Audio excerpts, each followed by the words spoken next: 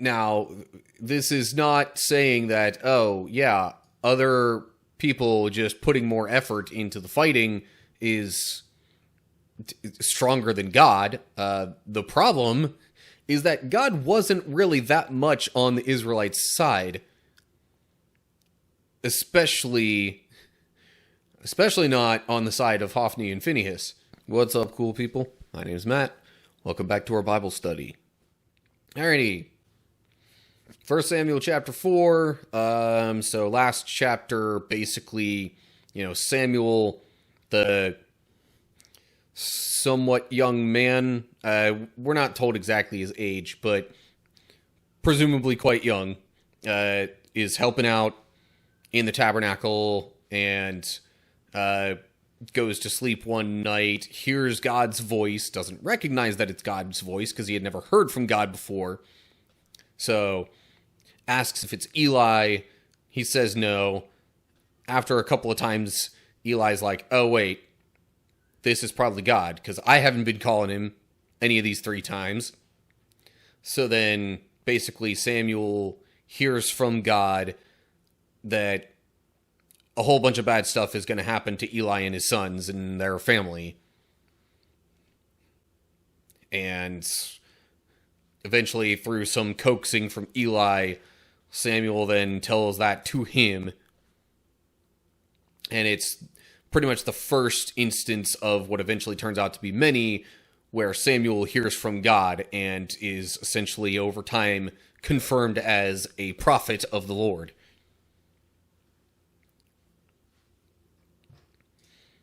So, yeah, that's what's going on as we get into this chapter.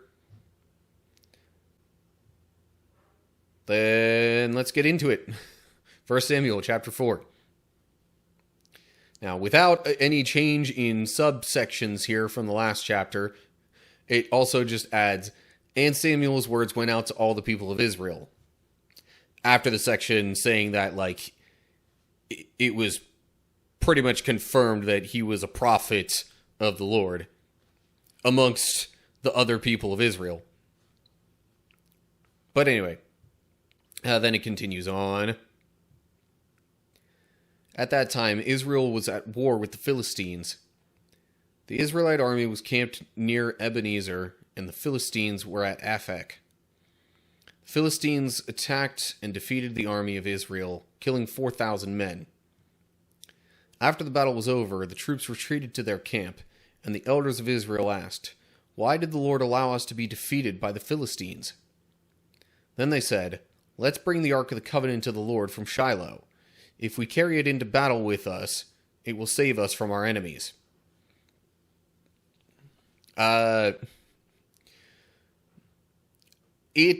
hoping, meaning the action, well, not hoping, I'm thinking, just based on the wording of that, is kind of what they meant by it. But, I would hope they're not thinking, that the Ark of the Covenant itself is going to be what saves them, because that's supposed to be, emblematic of God. You see, okay, other manuscripts might say he will save us rather than it, which, okay, he being the Lord then, because it's Ark of the Covenant of the Lord. So maybe that seems to be the thought process here, is like, okay, well, our problem is we don't have God on our side. We need to bring him into battle with us, basically, or at least the closest they can do to that. So, yeah, because otherwise they're going to get absolutely wrecked by the Philistines, it seems. Anyway, verse 4. So they sent men to Shiloh to bring the Ark of the Covenant of the Lord of Heaven's armies, who is enthroned between the cherubim. Hophni and Phinehas, the sons of Eli, were also there with the Ark of the Covenant of God. When all the Israelites saw the Ark of the Covenant of the Lord coming into the camp, their shout of joy was so loud it made the ground shake. That's quite the celebration, I guess. I don't know if celebration's quite the right word, but quite the shout of joy. But I mean, I guess previously Israel's shouts had brought down the walls of Jericho, so it's like, I guess it's not that ridiculous, relatively speaking. Okay, so Ark of the Covenant's there. And then, verse 6. "What's going on?" the Philistines asked. "What's all the shouting about in the Hebrew camp?" When they were told it was because the Ark of the Lord had arrived, they panicked. "The gods have come into their camp," they cried. "This is a disaster. We've never had to face anything like this before. Help! Who can save us from these mighty gods of Israel? They are the same gods who destroyed the Egyptians with plagues when Israel was in the wilderness. Fight as never before, Philistines. If you don't, we will become the Hebrews' slaves just as they have been ours. Stand up like men and fight." So the Philistines fought desperately, and Israel was defeated again. The slaughter was great. 30,000 Israelite soldiers died that day. The survivors turned and fled to their tents. The Ark of God was captured, and Hophni and Phinehas, the two sons of Eli, were killed. So there's that part of God's prophecy of sorts coming true. I mean, he said that Eli's sons would die on the same day. So, but now also, the Ark of the Covenant is presumably in Philistine hands. Anyway, not sure I said that right the first time.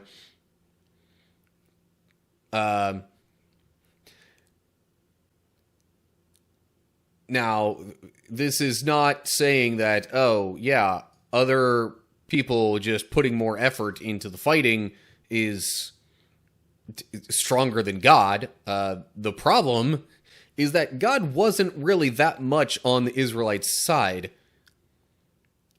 Especially not on the side of Hophni and Phinehas. Because, they weren't caring much about their priestly duties the way that they should have. So, also footnote there, it says maybe a god has rather than the gods have. Same general extent, or intent. Yeah, my words are not working so well at the moment. Mine's going faster than my mouth. But basically, the Philistines were afraid when they first heard that, God was essentially in the camp of the Israelites. So they were like, well, we need to fight as hard as we possibly can. Otherwise, we have absolutely no hope. So that I guess also accounts for 30,000 Israelite soldiers dying rather than the previous day of combat when it was only like 4,000. So yeah, not looking good. And Eli's sons have died in the process. And then we get to verse 12. A man from the tribe of Benjamin ran from the battlefield and arrived at Shiloh later that same day. He had torn his clothes and put dust on his head to show his grief. Eli was waiting beside the road to hear the news of the battle, for his heart trembled for the safety of the Ark of God. When the messenger arrived and told what had happened, an outcry resounded throughout the town. Probably because they lost the Ark of the Covenant. It was, yeah, sad day, to put it, briefly. Now it doesn't, I wish I had a little bit of a better idea of the geography of where it says they were up here versus where Shiloh was. But, I mean, I would still think this dude ran quite far. Because it's doubtful they would have let the Philistines get that far into Israelite territory before thinking of bringing the Ark of the Covenant with them. But, yeah, so anyway, all that happens. Then we get to verse 14. "What is all the noise about?" Eli asked. The messenger rushed over to Eli, who was 98 years old and blind. He said to Eli, "I have just come from the battlefield. I was there this very day." "What happened, my son?" Eli demanded. "Israel has been defeated by the Philistines," the messenger replied. "The people have been slaughtered, and your 2 sons, Hophni and Phinehas, were also killed. And the Ark of God has been captured."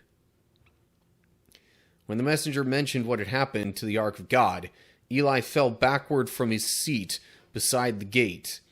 He broke his neck and died, for he was old and overweight. He had been Israel's judge for 40 years. Okay, so that's the first time it mentions Eli as judge, I think. Now, I don't know if it's meaning judge in the same way as, like, the Book of Judges, but I would assume it's at least similar, because Eli was kind of the primary religious leader. But, I mean, okay, so it mentioned him being 98 years old and blind. That just shows you kind of his condition and how, physically he's not doing so good, which then makes it seem all the more reasonable that, like, when he fell from his seat, he then broke his neck and died. Now I am much younger than that, but she's 4.5-ish years ago. I didn't fall backwards out of a chair, but I did fall directly from a chair to the floor, and didn't break my neck, but it like, hit my head quite hard. Was definitely some scraped off skin there. Busted a tooth plus on the way, or not on the way, but as I hit, I guess, I don't know. I don't know exactly what happened, because it happened due to me passing out. In any case, you know, all that to say, falling from a chair directly to the floor can hurt. And especially at 98 years old, overweight, and apparently so in bad condition that he was blind, and overweight, all these other things, yeah. So essentially, even the same day that his sons died, Eli winds up dying too. Anyway. Now, it doesn't say what exactly caused him to fall backward, whether it was just, like, out of sheer surprise, or if he was, like, trying to get up out of his chair, or what, but anyway, yeah. That's that. That's what happened to Eli. Okay. On to verse 19. Eli's daughter-in-law, the wife of Phinehas, was pregnant and near her time of delivery. When she heard that the Ark of God had been captured and that her father-in-law and husband were dead, she went into labor and gave birth. She died in childbirth, but before she passed away, the midwives tried to encourage her. "Don't be afraid," they said. "You have a baby boy." But she did not answer or pay attention to them, probably because of complications from all that. She named the child Ichabod, which means, "Where is the glory?" for she said, Israel's glory is gone. She named him this because the Ark of God had been captured and because her father-in-law and husband were dead. Then she said, the glory has departed from Israel, for the Ark of God has been captured. So, like, we got Eli's sons dying, and him dying in the same day. Shortly thereafter, Phinehas's wife winds up delivering her baby. It says she was near her time of delivery anyway. I'm not super aware of the, biology or physiology behind, what sudden stressors or anything like that, like what effect that could have on a pregnancy, but, seems like it was maybe about to happen anyway. And then let's add some stress to that.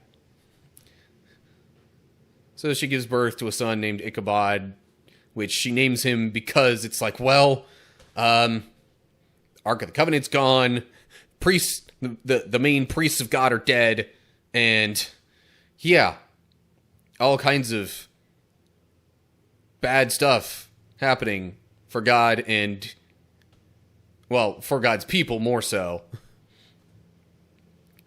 But anyway, that wraps up 1 Samuel chapter 4. Alright, so lots of bad stuff, especially for Eli and his family, but also for Israel in general, because the Philistines now have the Ark of the Covenant. Not a good thing. But, yeah. I mean, it's not like God was going to let the lack of caring that, amongst the priests just go unpunished or, just completely not kept in check or anything like that. I mean, the previous chapters made it sound like, Hophni and Phinehas were the worst, but there was also, hints that Eli wasn't exactly doing the job the way that he was supposed to either. And the fact that he was so overweight might have also been kind of a testament to that. But anyway, we'll see what happens from here. But as always, like, share if you enjoyed the video, subscribe to the channel, click the bell if you want to see more stuff from me on YouTube. Look down in the description for info on other social media pages and where to find and follow me and keep up with all my other activity and all that kind of stuff. Of course, if you find me anywhere else, feel free to follow and do whatever you need to keep up with my activity on there. And leave your thoughts down in the comments with whatever you have in mind. So that's going to do it for now. Hope you're all doing well. Hopefully I'll see you soon for another video. Whatever the case is, till next time, stay cool, people.